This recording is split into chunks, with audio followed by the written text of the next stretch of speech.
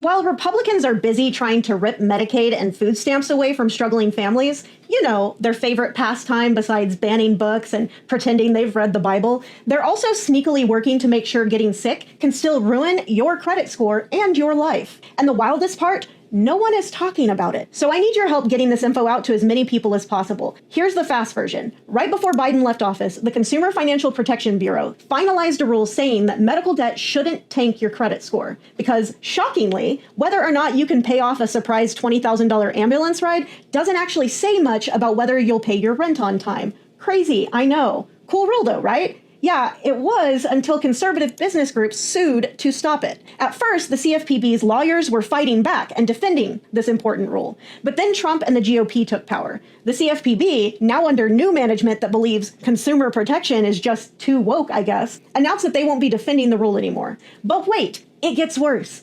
It always gets worse. At the same time that business groups were suing to stop the rule, 14 Republicans in the House and 6 in the Senate said, let's not only block the rule, but also ban the CFPB from making any similar rule ever again. And they filed resolutions in both chambers to do just that. So to recap, they want to take away your health care and make sure that if you get sick, the debt tanks your credit, keeps you from renting a home, and maybe even gets you fired when your employer runs a credit check. All while they scream about family values. And it's at this point I have to ask, how many more times are Republicans in Congress going to have to spit in Americans' eyes before voters finally realize that they don't give a about us? Because simultaneously fighting to take away people's health insurance and to make sure that any medical debt they get saddled with as a result of losing that health insurance can still destroy their lives and leave them homeless and unemployed is some elite tier cruelty. We're talking some real supervillain level shit, y'all. So that brings us to now. Currently, the CFPB's rule is on hold as both sides present their case before a Texas federal court, which is expected to rule on the matter no later than August 11th.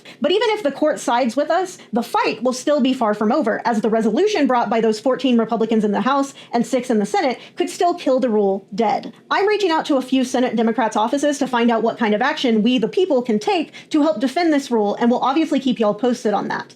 But in the meantime, the fight to protect low-income Americans' access to Medicaid and to stop them from having to accrue that medical debt in the first place is reaching its final stages. And this is likely our last chance to stop those cuts from happening. I'm hoping that y'all will join me in calling your U.S. Senator to demand they vote no on any budget that contains cuts to Medicaid funding, as Trump's big, beautiful bill still does. Republican leadership says they could vote as early as Saturday, so make sure to call as soon and as often as possible, even if it's after hours and you're just leaving a voicemail. Thanks, y'all.